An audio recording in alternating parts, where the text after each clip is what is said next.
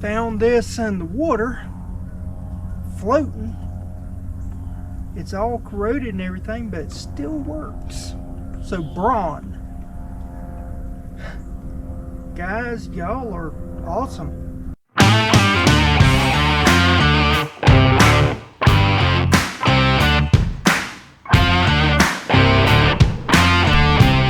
Hey guys, welcome to the channel. I'm your host Ken Johnson. So the wife and I, we decided we had a holiday, last holiday of summer, and so we decided to take our dog Blueford out, and we were going to go and try to cast net for some mullet. We got there and all of a sudden the conditions were not the best in the world. Nothing was working out, which if you ever do YouTube, you'll realize that when you take a camera with you, that's when nothing works out. If you don't take a camera with you, you can have a wonderful day on the water, everything's fine, but you start trying to video and log everything, get all the shots and everything right, nothing's ever going to work out. And that's what happened. And so we had a good time nonetheless. We stayed out. I got sunburnt, she got sunburnt. Blueford, that ride was so rough, I don't think he ever wants to go in a boat with us again.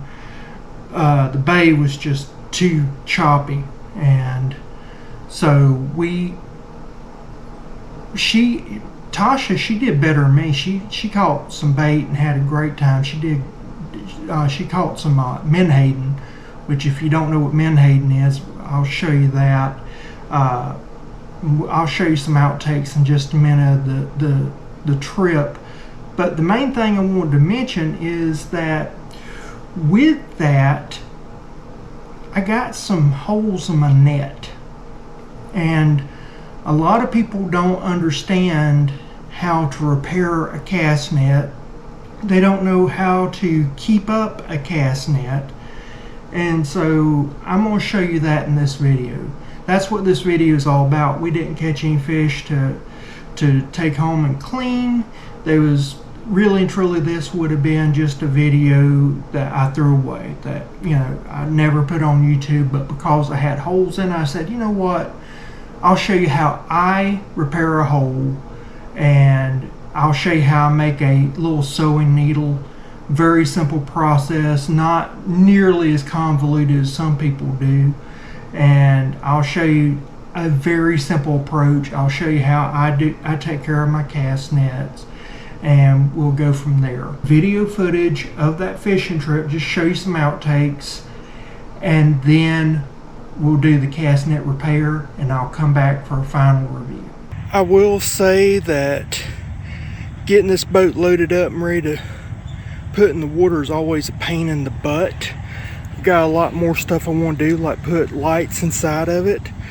But I tell you what's not a pain in the butt: these Strapinno straps. Now, I don't get paid if you buy any of these, but there is a promo code here. I'll put the promo code here, but you'll get 10% off. You'll get 10% off all the way through September. So, I mean, you just saw how I did that. I did like that, and then right here, I'm doing it one-handed. So anyway, that's how you release it. Comes right off. And then watch this. I'm doing all this one-handed, y'all. I'm just trying to show you how good these straps are. Alright guys, we're out on the water here, fixing to head out. I got Tasha up here, and then got Blueford. He's a little hot. He's a hot dog. Alright, so we're going to head out, try to throw cast net a little bit, see if we can get some bait fish. That didn't pan out so well, so we're going to see if we can't cast net some mullet. See how that goes. See you in a minute. Alright, so we're at a spot here, not far from where we caught the Klingon catfish. So we're just gonna try to catch something if possible. Just a few minutes. Tasha caught some bait. I'm gonna let it out and see what happens.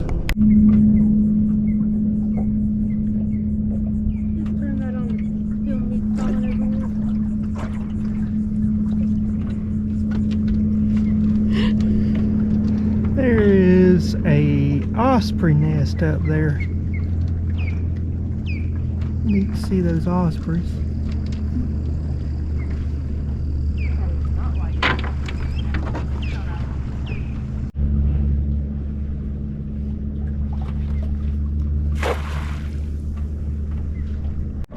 Tasha's got some menhaden. They'll look just like a gizzard shad, but they're not. Gizzard shads have a different size mouth and they don't live in salt water, but they look almost identical to gizzard shad. Alright, so what we have here is some fish that Tasha caught. These are menhaden. They look just like a gizzard shad, although there's a pronounced ridge at the bottom that almost is knife-like where the scales bend, and you'll see the very oblong shaped mouth. Okay, so what we have here is the cast net. Now Tasha, she hadn't thrown a cast net probably in 12 years. She whooped my butt. She's catching bait. I was trying to catch mullet and we got a rip in it. So I'm going to show you how to take care of the rip and then the aftercare that nobody talks about, which is how you should care for your cast net. Alright, but right now what you'll need to do this is you're going to need some type of wire cutter, side cutter. You're going to need some monofilament. Now I'm using 20-pound Cajun line. I'm using red just so that it might show up a little bit better on camera. You need a pair of clippers of some type or a knife, and I am using a size 1 beak hook, but basically any long shanked hook. Now this is must add, it doesn't matter who makes it. All I'm wanting is the shank and that little eye. I don't care about, I won't be long shank. One of the first things I do is I actually go through and inspect the line and see if there's any types of frays or anything of that nature. I've already done that. If there are, what I'll do is just take a lighter and hit it and just kind of get the little frayed parts off, because otherwise that can cause issues with your main line. This hook kind of turns a little bit to the side, so I'm going to do is cut right here. Alright, now for this we gotta look, check our lines, and I've already found one hole. It is roughly about the size of my thumb. Alright, so I'm just going to pull off a length of line. Now if this was the only hole, I would do something just a little bit longer than my thumb, but I know that this right here has a lot more going on. So what I'm going to do is I'm probably going to pull about a yard of line off. And the only purpose for this hook, or this hook shank now, is to be a needle. Just do a simple improved clinch knot. I'll tell you, if you get spider wire does better for repairs. It's a little expensive. Not that expensive, but it's a little expensive. This is why you need the nail clippers. And this is why I keep my tackle box. This is just for fishing. Cut that tail end off. Okay, so what you'll see is a diamond pattern. You can see where that's broke off right there. Alright, so what I'm going to do is tie in. We'll see if that's still good. I'm going to tie in probably right here. I think I'm gonna tie in here. So what I'm gonna do is go under with this tag in, not my needle. That will just hold it in place real good.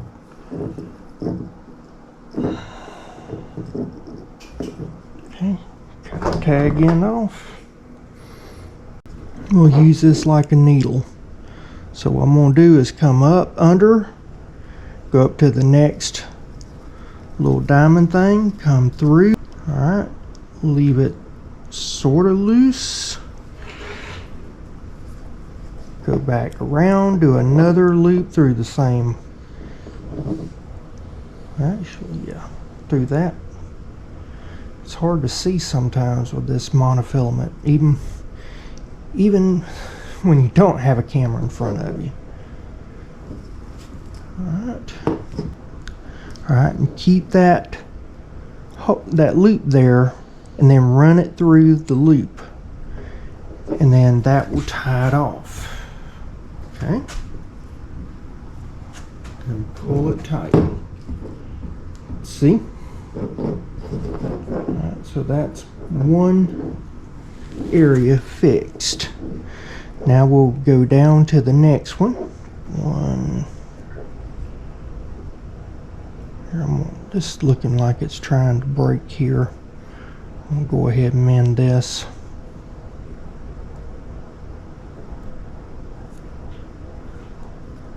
If it looks like it's about to break, go to your next strongest one, or mend it before it breaks.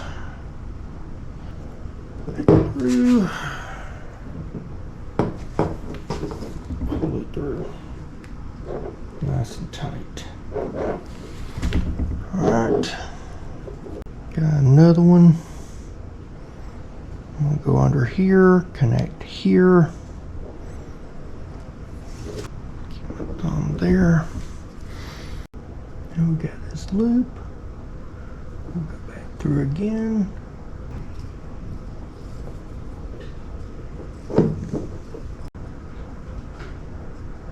Go through that loop and pull tight. Right. So what we've done is just pull the ends closed. Alright. Now what we'll do is tie off to the strongest anchor point I can find next to it.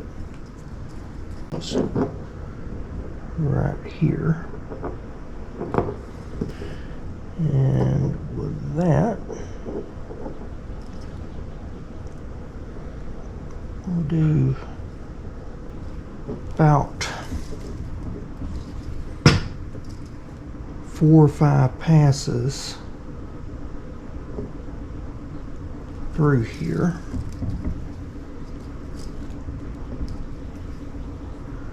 Tighten it. Okay.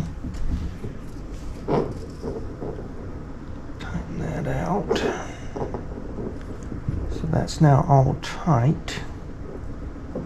And then I'll do around here and tighten this off. I'll just kind of tie this with a surgeon's knot. So I'll just double loop that.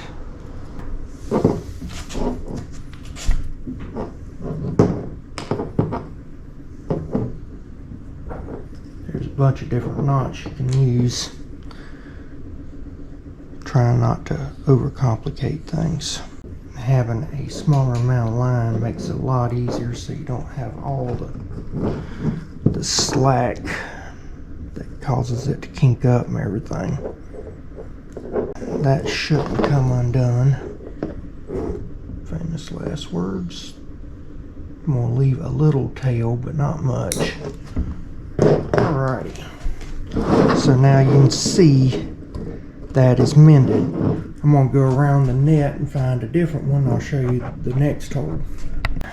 So what we have here, I'll use this as a marker, but right here we've got a hole. And then right here, we have a rip in this line here. So I'm going to go ahead and fix this and fix this. We'll do it just as we did before. So I'll tie an anchor point here.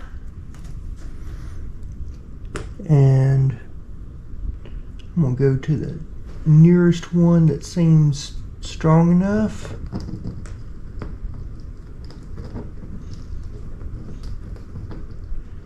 Fish my tail end through.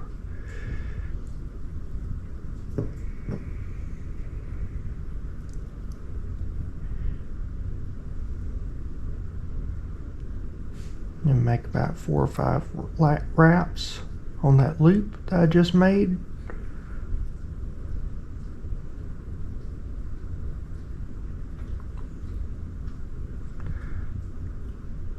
I wouldn't have as much problems if I had used thinner line. I do thicker so they'll hold stronger, but also I'm doing thicker so you can see. About 20 pounds is more than what you need.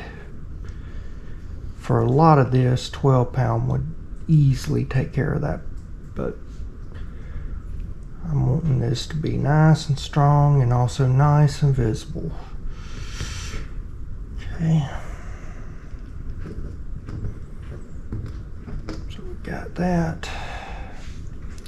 And like I said, spider wire, you get a smaller diameter, so you could actually use 50-pound test almost, and it would be closer to the 20-pound test. And it cinches better.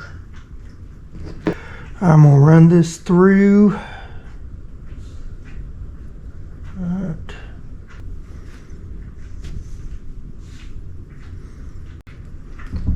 Trying to catch. That's the other thing I hate about monofilament. It catches so freaking easy.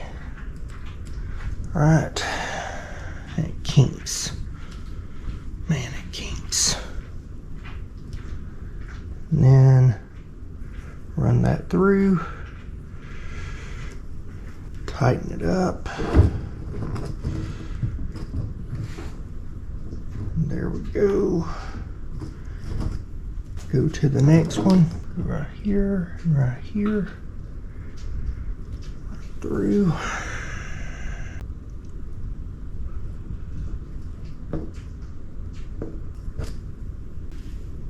Run that through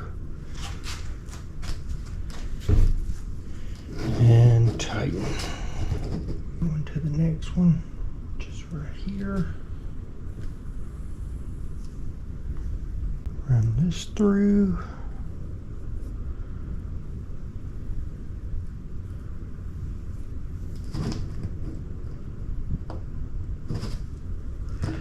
Right here to this one right here. Now we're going to do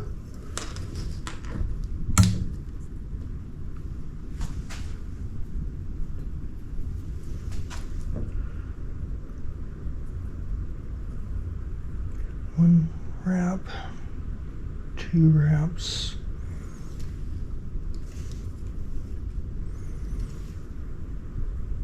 3.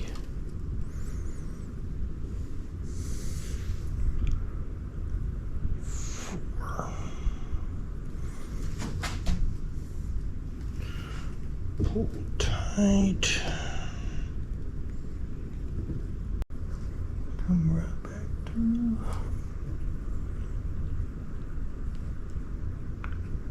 Center it one more time around. Going this way. We're just going to do 2 wraps there.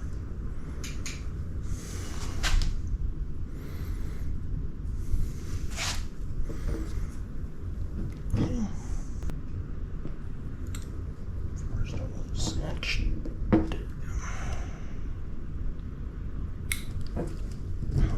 Alright, now I did have a little bit slack there. Just showing you my mistakes. You don't want that, but this line has a lot of memory in it. So if you don't know what memory is, if I take and put this line down, it kinks up. See that kinking right there? So that kinking you don't want. So what you can do, you just kind of pull on it a little bit. Pull it straight when it's doing like that.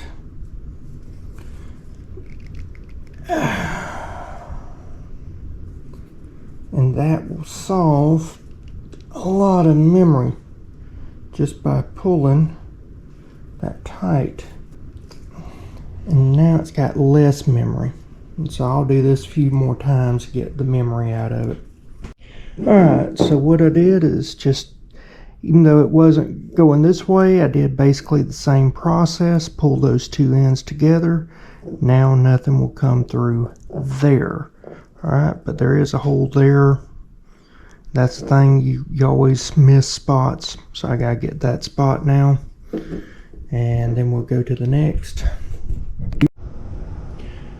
Alrighty, so we have a hole right here. We have a hole here, here, here, here. Hole here, and a hole goes all the way around here. Yeah.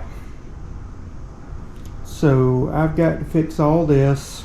We're going to do all that, and I'll spare you that, but I'm just showing you how it can get ripped very easily. Alright, so got one fixed over here, there's two fixed over here, there's a bunch fixed over here. You can kind of see it just wrapped around. Got more over here. I just kind of been doing it as it comes along. The next thing you always want to do, you want to look at your lead lines. You got two types of lead lines. You got the line at the base, and then you got what these are kind of, I forgot the exact name of them, but they pull your lead lines in. So as you look through them, you'll notice sometimes they'll have black lines. This one has green line. They're just basically securing the net to this lead line, this base line.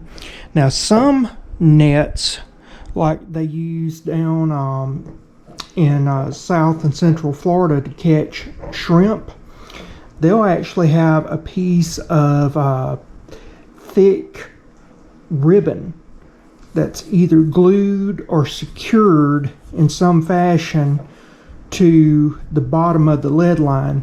And what that does is that kind of helps it drag along the bottom better and hold in the shrimp. So there's actually different types of cast nets, but I'm just going through right now and looking to make sure. If I did see a break, instead of sewing it, if you don't want to sew it, if you have some zip ties, you can just zip tie it. That's fine too. You just want to make sure nothing's grabbing on. Now the bail lines, they're called a bunch of different stuff, but lines that go to your lead line, draw lines, I've heard them called a number of things. But if they ever break, you need to be looking for them, because if they break, then it won't work, and you'll have to put some of that there. Sometimes it's, 50-pound test, sometimes it's 100-pound test. Whatever you replace it with, you want to make sure that you've got your cast net fully extended so that there's no slack or anything, and then secure it. In this case, that main lead line going to the lead line, that's actually pulling your draw line, it's not messed up. I did see one that looks like it might be about to fail, but it hasn't yet. So everything looks good. I also hung this up and looked it over real good. The only thing I saw is one of these main lines going to the lead line that looked like it was getting a little too stressed, and that could have been where it was hung up on something other. That might have been where it got ripped, So what we're going to do now is do the aftercare, because no one ever talks about the aftercare of your cast net. So when you get a cast net, you shouldn't just throw it out in the water. You should always condition your cast net. And so what we're going to do is, this has been used, it's now been repaired, it needs to be conditioned. So this right here, you never ever wash your cast net with detergent or soap or anything of that nature. You use fabric softener. So this is just some regular fabric softener. You use 1 capful for a 5-gallon bucket. You never want to put a lid on one either. Not until you're out on the water. You always want to store it without a lid so that it doesn't have any moisture. And you always want to store it away from light. You don't want to have any light hitting it, because light will kill the monofilament. Got 1 capful going into the bucket. We'll fill her up.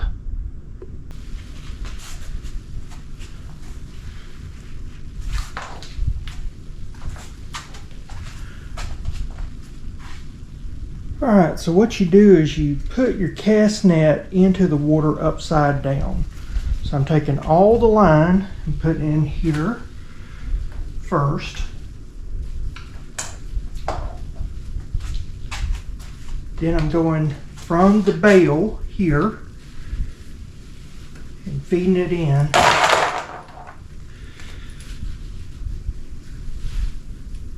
And using the weights to hold everything down. Now, the only thing popped up now is the little handhold thing, but that doesn't matter that much. This will sit for about 12 to 24 hours. It's best if you keep it in a temperature controlled environment, but if not, a washroom, something that doesn't get a lot of change in temperature. You always want to keep your cast net stored in a temperature controlled environment as much as possible. And so that's that. As soon as that's over with, I'll take it, hang it up. I've got a ladder. You can take a tree, whatever you got. You don't want it to be where the weight is, where the weight's pulling on it. You want it to just have the weight on the ground and the top somewhere lifted up so that you can spray it off good with a water hose, rinse it off good, and then after you rinse it off, let it air dry. After you let it air dry, make sure your bucket's good and cleaned out. Stick it all in there, lead first, and then lay it all in there, but leave it open. Do not put a lid on it. The only time you put a lid on it is when you're going out fishing. And when you're going out fishing, you can just put a lid on it. And then as soon as you take it out, put it back in. After you're done with it, put it back in. And then when you come back from fishing, check for any holes, repair any holes, and then do this process. If you will do this, your cast net will last infinitely longer than if you don't. So this is a critical thing, and I should have done it, and I one of those I never got around to it, and I'm suffering the consequences. So you're paying for, or I'm paying for my own mistakes, and you're learning from my mistakes. So please take that into account.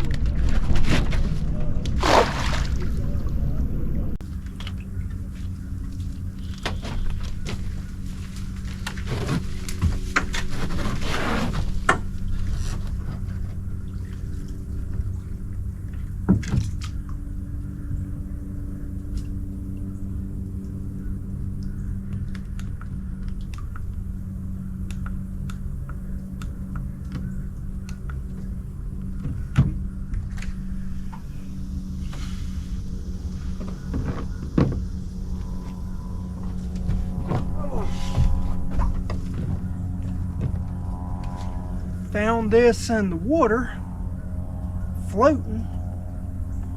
It's all corroded and everything, but it still works. So Braun, guys, y'all are awesome. So I really didn't intend for this cast netting video to become a review video. That was not the intention.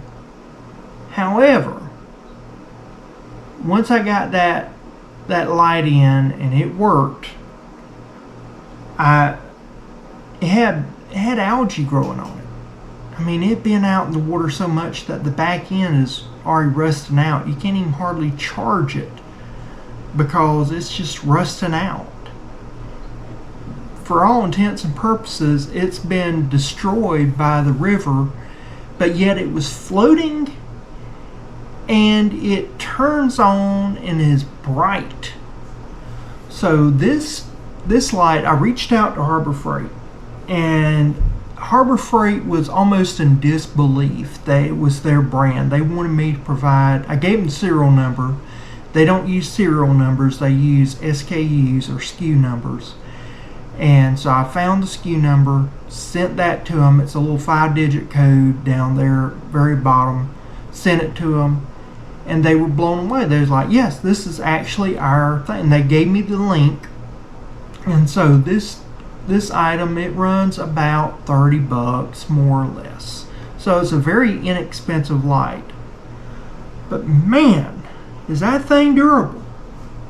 That you can leave it out in a river for God knows how long, to a point that it starts rusting out, and that it's been floating this whole time down the river, growing algae from the river, and then when you fish it out of the water, it turns on.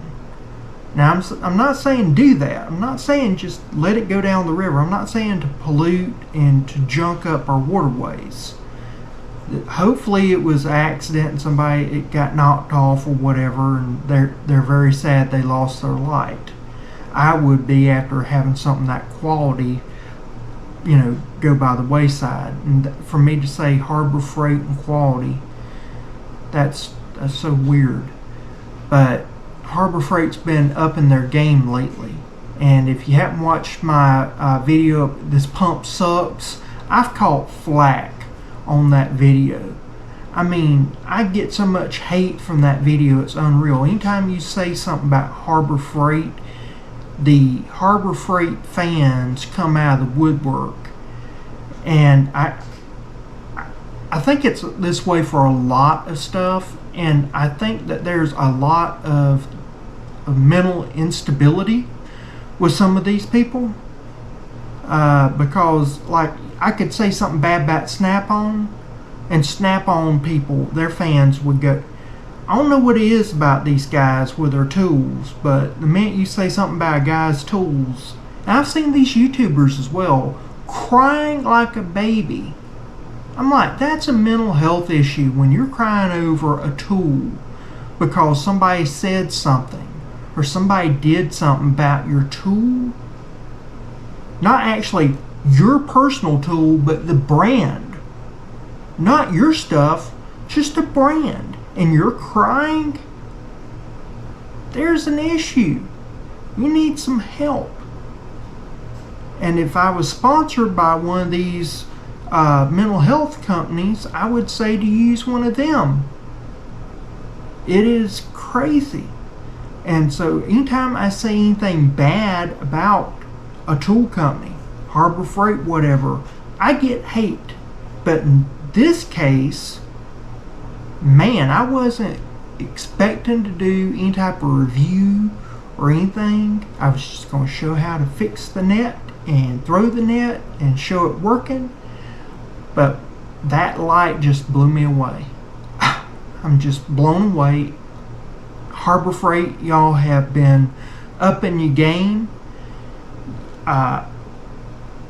It's quality through and through, and you got a new customer for that light, because next time I need a light, that's what I'm going for. I mean, that work light, yeah, I'll definitely get one of those in the future. Well guys, I hope you enjoyed that video, found it informative, helpful. I know that this is not the way that the old timers would have repaired a cast net. This is a down and dirty approach. They would have knitted it back together. They would have a gauge and a needle and do all that. And if you do that, that is fine. That is, you're probably going to get better usage out of your cast net. This will limit the ability and usage of your cast net. I know that, but they're so cheap nowadays when you go from Amazon. Now, if you got a good quality cast net, take the time to repair it the right way, because you probably spent a lot of money. I didn't spend a lot of money on this one, and the time that it would take to repair it the right way would cost me more in time and also money to repair it the right way.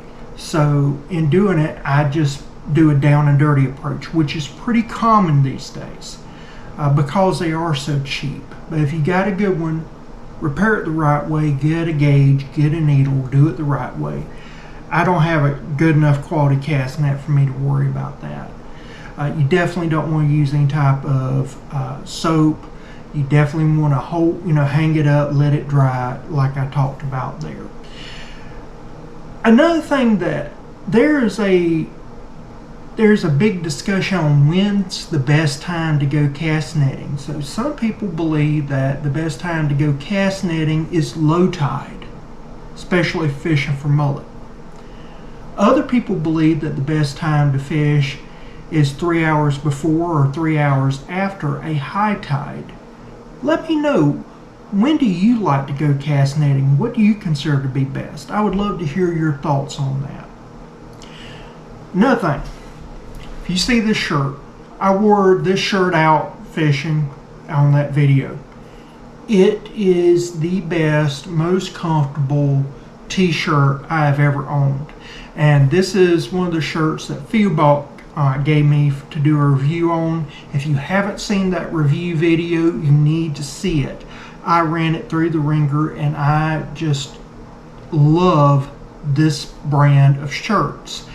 And so I am now a brand ambassador. So if you wish to help out the channel, I get a small commission off of any sales when you buy from FIOBOC, one of their shirts, socks, pants, anything that they sell. If you buy it using my promo code KenJo882, you get 20% off.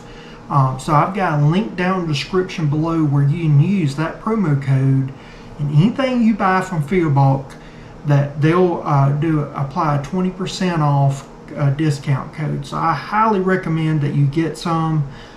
I wear these. I love them. I don't think that this will be anything that you say, oh, I don't like this. I'm very picky with the products that I use, and I love these things. I think you're going to just fall in love with them myself. So give them a try. If you want to help out the channel, that's great. That's a way of helping us out. You can always do a super thanks or anything like that to directly give to the channel, but so that you have something that you can use, whatever. I'd highly recommend a FIOBOC shirt or some underwear or shorts or pants or whatever. They sell a lot of stuff, and it's really good quality material. So I think you would like it. But other than that, if you like this video, you may like this video up here or that video right there. And down below, YouTube has a video based off of your viewing preferences that they think that you might like of my content. And the reason why I bring that up is because this video is over with. Bye.